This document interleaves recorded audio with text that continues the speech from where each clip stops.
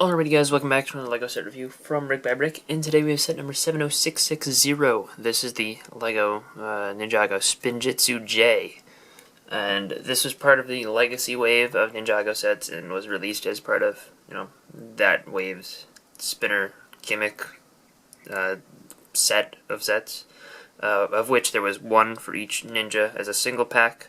And this is one of those. And there were two double packs, which had Neo, Wu, Garmadon, and Lloyd. But this one is one of the simpler ones. It has the lowest piece count of all of them, tied with Kai for that. But it's one of the simpler ones. J is a little bit less common than Kai as a minifigure, though. So I guess it's kind of a little bit cooler there. But it's got the same kind of layout as the other ones, where you got the spinner plus the three different sets of attachments. I am not showing you the box here because I threw away my box already because it was super ripped up and destroyed, but I got it on clearance from Walmart, so that's the reason why I bought it at that price. But here we go. So if you're unaware of how these spinner sets work, they've just got this new tornado piece that just has a 2x2 stud section on the bottom, or anti-studs, and it just attach one of these slider plates onto it. And there are two studs on the inside that allow you to fit a figure. There are also these four bar sections around the edges that allow you to attach these sorts of attachments, and you get three of these sort of stand builds that hold it up in place, as well as have bars that you clip on the four attachments to, so you can fit all four sets of attachments, or all three sets of attachments on. And the simplest of the attachments in every set is always the speed attachment, and it's typically something built exactly like this, where it's just these claws that will stick out, and, that it is what it is. Also, you usually want to take the katana out of his hand in order to spin it, because that makes it easier, and they spin pretty decently. The speed one helps it to kind of have a little bit more rotational inertia, I think, is actually why it is working.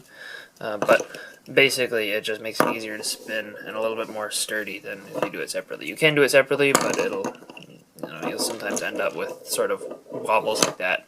Whereas the attachments kind of help out with that. The speed one doesn't do anything for looks at all, really. It just kind of is there. Also, I forgot to mention, these claw pieces in yellow are exclusive to this set. So, if you wanted those, it's kind of a cool place to get them, I guess. But the next attachment is the attack one, and this one is a little bit more interesting looking and has an interesting piece in the form of this yellow lightning part, which it's not exclusive to this set at all, but it is, uncommon.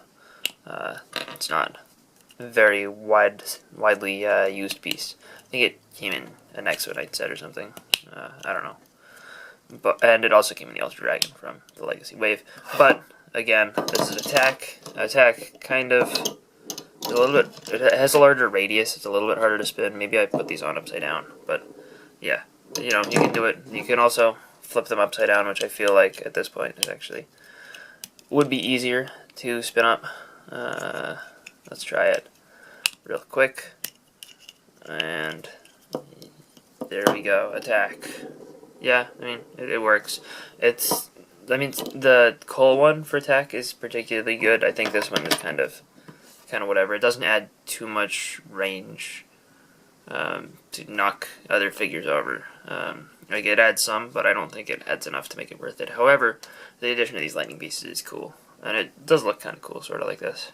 And the last attachment here is the defense attachment, and this includes the printed piece that they introduced for the Sons of Garmadon Spinjitzu Master sets, which use the Airjitsu style base.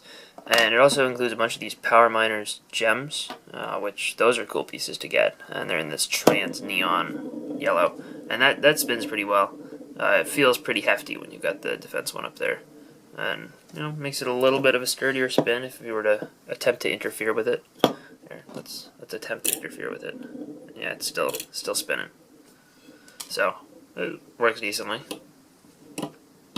And the minifigure included is Jay in his legacy outfit, and this figure doesn't come in too many cheaper sets. It comes in the $40 Lightning Jet, as well as the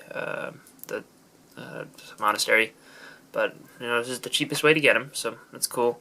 And He does come with just a katana as an accessory, and his face is the standard Ninjago movie face, which I've kind of come to expect at this point. But it still works pretty well. Back printing on a source that was good.